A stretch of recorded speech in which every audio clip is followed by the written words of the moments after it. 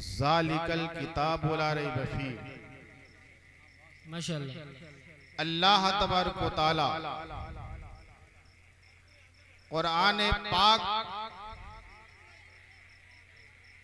में इरशाद फरमाता है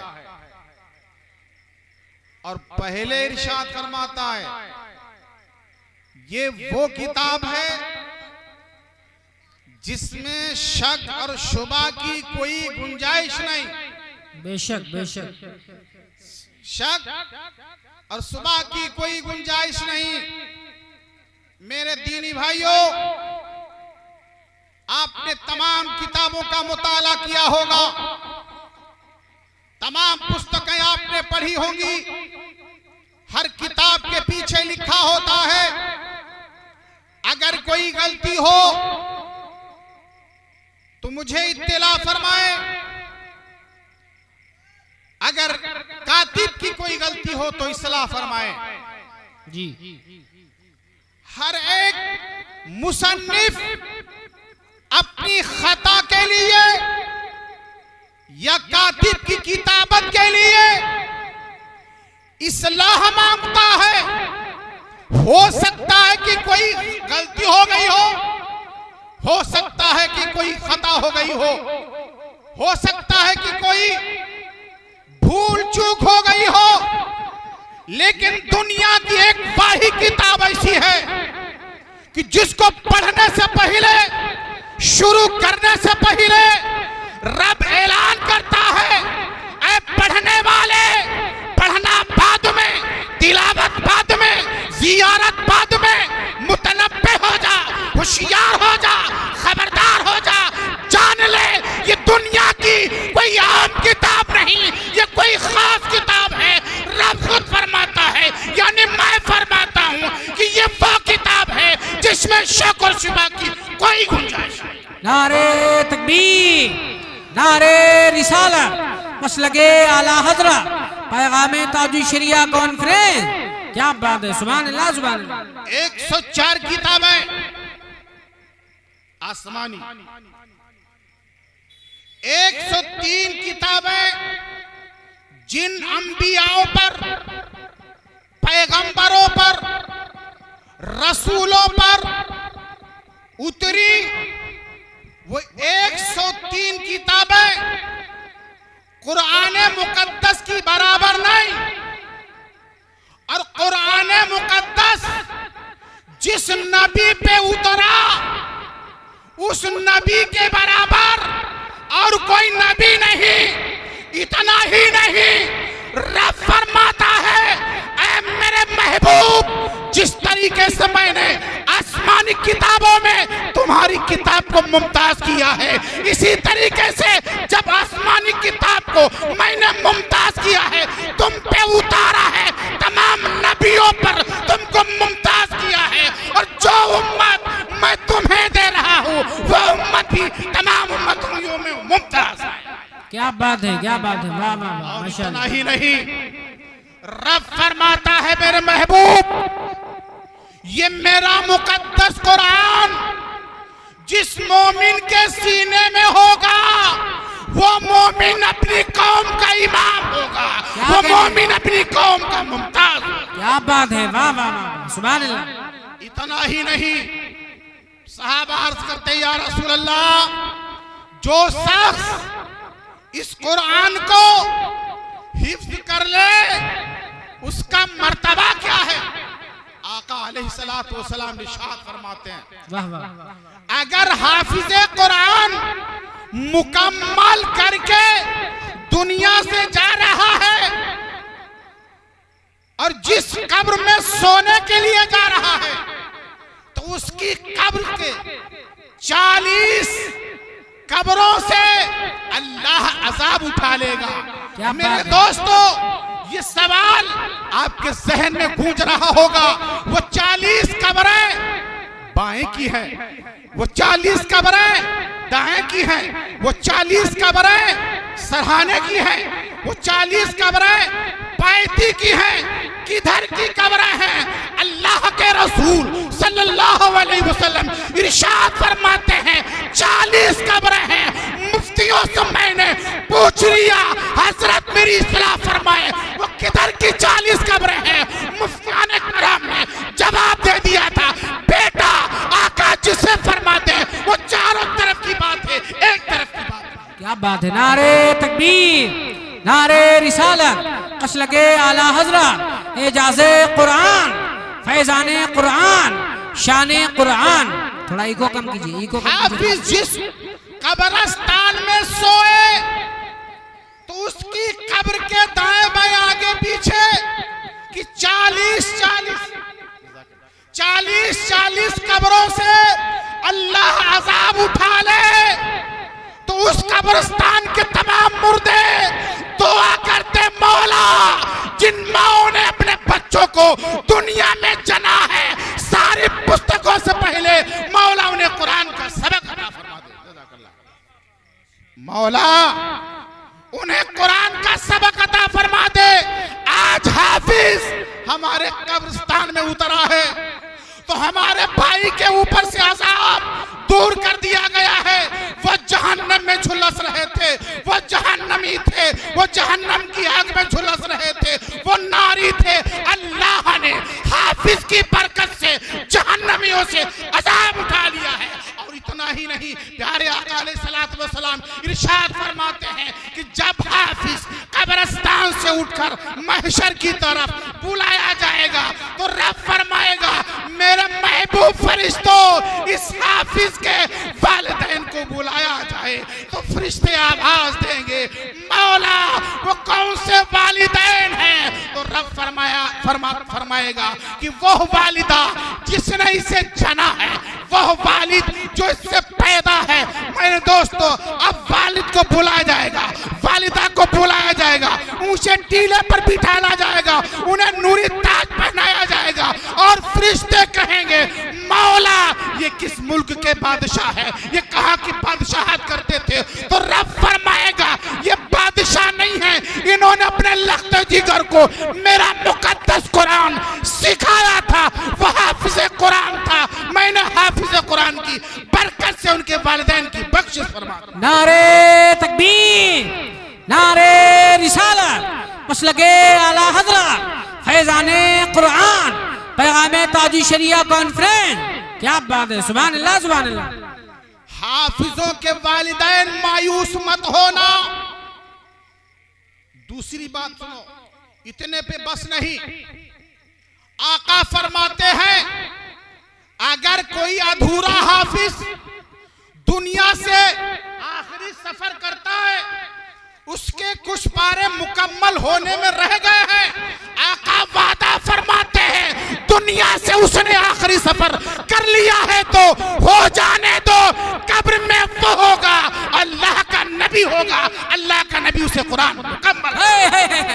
सुभान अल्लाह, सुभान अल्लाह, वाह वाह वाह। अल्लाह का नबी आका खुद फरमाते हैं, मैं यानी मोहम्मद सल्लल्लाहु अलैहि वसल्लम उसकी कब्र में जाऊंगा और उसे जगाऊंगा और कहूंगा, अल्लाह के हाफिज, कुरान के हाफिज, उठ जा, तेरा नबी तुझे कुरान मुकम्मल कराने आया। क्या बात है, सुभान अल्लाह, सुभान अल्लाह। तेरा नबी तुझे कुरान मुकम्मल कराने आया है। और इतने पे बस नहीं, हाफिज लोग बड़े खुश हो गए, उनके वालिदैन बड़े खुश हो गए। हमने पूछा, या रसूल अल्लाह, क्या कारी के लिए जो लोग तिलावत करते हैं उनके लिए भी कोई मुजुदा मिलेगा, कोई बेनिफिट मिलेगा, कोई फायदा मिलेगा?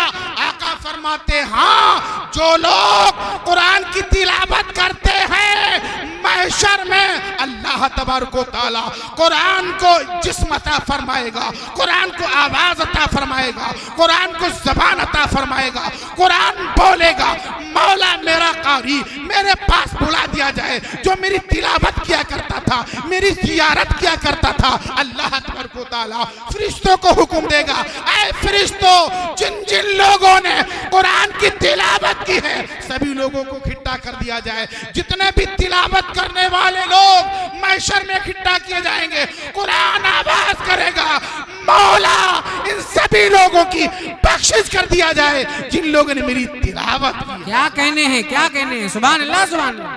कुरान की तिलावत करने वाला भी बख्शा जाएगा। जिस तरीके से महशर में अंबिया, बख्शिश कराएंगे, सहाबा बख्शिश कराएंगे, ताबईन, शुहदा, औलिया, उलमा, हुफ्फाज बख्शिश कराएंगे। इसी तरीके से कुरान भी अपने तिलावत करने वाले की बख्शिश कराएगा, बख्शिश कराएगा। और इतना ही नहीं, मैंने पूछा या रसूल अल्लाह, बख्शिश तो बाद में होगी, कब्र का हाल क्या होगा? आका फरमाते हैं अगर वो मरने वाला मोमिन है और कब्र में उतर गया है, उससे सवाल किया जाएगा, जवाब कुरान देगा। क्या कहने वाह वाह। सवाल मोमिन से किया जाएगा, मन रब्बो का, बोलेगा कुरान मेरा रब अल्लाह है। सुभान अल्लाह। सवाल तुमसे किया जाएगा, जवाब कुरान देगा। इसलिए कि तुमने जिंदगी में कुरान से बहुत प्यार किया है और मोहब्बत से तिलावत की। क्या बात है, क्या बात है। कुरान की तिलावत करने वाले मायूस ना हो, कब्र में तुम्हारे सवाल का जवाब कुरान देगा। और इतने पे बस नहीं, कब्र अंधेरी होगी, इतने पे बस नहीं, कब्र अंधेरी होगी।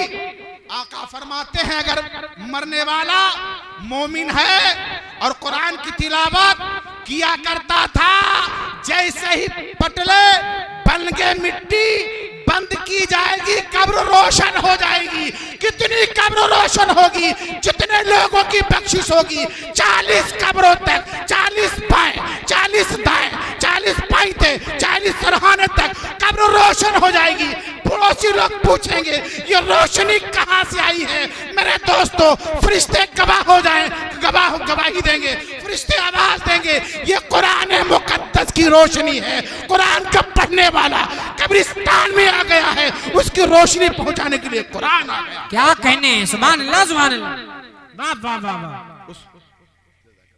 उसको रोशनी पहुंचाने के लिए कुरान आ गया है। और मेरे दोस्तों, नुक्ता सुनो, मेरी बात पूरी हो चुकी, उलमा बहुत है, बस 1.5 मिनट की बात। अल्लाह तबारक व तआला ने अपने महबूब को मेराज कराई, सब जानते हैं क्योंकि कुरान पाक में है। जिसने कुरान पढ़ा उसने जाना। और जब अल्लाह का रसूल मेराज पर गया तो जन्नत को भी देखा और जहन्नम को भी देखा। अल्लाह अल्लाह। जन्नत को भी देखा और जहन्नम को भी देखा। और जब जहन्नम को देखा तो जहन्नमियों में अपनी उम्मतियों को देखा। आका रोने लगे। जिब्रील ने फरमाया, अर्ज किया, या रसूल अल्लाह, आपकी आंखों में आंसू कैसे? आपका चेहरा नम क्यों हो गया? आका फरमाने लगे, ये तो मेरा उम्मती है, ये तो मेरा उम्मती है। रब ने आवाज दी, ऐ मेरे महबूब, तुम अपने उम्मतियों को देखकर परेशान हो रहे हो। जो तुम्हारा उम्मती हकीकत में होगा वो ईमान की हालत में मरेगा। जो ईमान की हालत में मरेगा वो जहन्नम में नहीं जाएगा। वाह वाह वाह। और जहन्नम में कोई भी इंसानी शक्ल में नहीं जाएगा। जहन्नम में कोई भी इंसान इंसानी शक्ल में नहीं जाएगा, क्योंकि अल्लाह ने अपने पैगंबर को हमारे बीच उतारा है। पैगंबर इस्लाम की तौहीन होगी।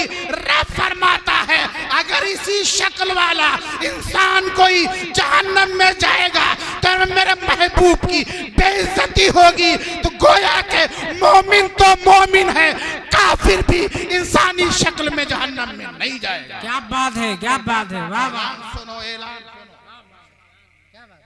काफिर भी जहन्नम में इंसानी शक्ल में नहीं जाएगा। अल्लाह अल्लाह। वजह ये माइक चल रहा है ना, चाइनर माशाल्लाह चल रहा है, आवाज कैच हो रही है। अगर ये सवाल किसी को बुरा लगे, 89 48 26 66 58 पर कॉल करे, जवाब दूंगा किताब की रोशनी में। क्योंकि रब फरमाता है, मेरे महबूब उम्मत में मैंने तुम्हें पैदा फरमाया है, उस उम्मत की शक्ल वाले को, किसी भी इंसान को मैं जहन्नम में नहीं डालूंगा, क्योंकि उसमें मेरे महबूब की बेइज्जती है। क्या बात है। अगर कोई साबित कर दे कि जहन्नम में इंसान इंसानी शक्ल में जाएगा तो पूरी संपत्ति उसके नाम, अल्लाह अल्लाह, पूरी जायदाद उसके नाम, कोई कीड़े के नाम पर, कोई मकोड़े के नाम पर जाएगा। शक्लें बिगाड़ दी जाएंगी, शक्लें बिगाड़ दी जाएंगी, इंसान का रूप नहीं रहेगा, कोई बिच्छी की शक्ल में, कोई सांप की शक्ल में। क्या बात है, क्या बात है। इसीलिए रब फरमाता है, मेरे महबूब अपनी उम्मत से कह दो वो तुमसे प्यार करे, जो तुम पे उतरी किताब उससे प्यार करे, और तुम जिससे प्यार करो उससे भी वो प्यार करे, और तुम जिससे प्यार करते हो उससे जब वो प्यार नहीं करेंगे तो उनकी नमाजें, उनके रोजे, उनकी ज़कात, उनकी खैरात, उनके हाथ, उनके सारे कारे खैर उनके मुंह पर मार दिए जाएंगे। जो नबी की औलाद का वफादार नहीं वो मेरा था वफादार। क्या कहने हैं, वाह वाह, जिंदाबाद जिंदाबाद। आल का वफादार नहीं, रब फरमाता मेरा वफादार नहीं, अपनी सारी इबादतें ले ले तो वहां पर मोहब्बत वाले पहुंचेंगे, कारी तारीफ रजा पहुंचेंगे, वहां पर पेश करेंगे। ये हसनैन करीमैन से मोहब्बत करते थे, गौसे आजम से मोहब्बत करते थे, ओवैस करनी से मोहब्बत करते थे, इनकी नमाजें तो कम।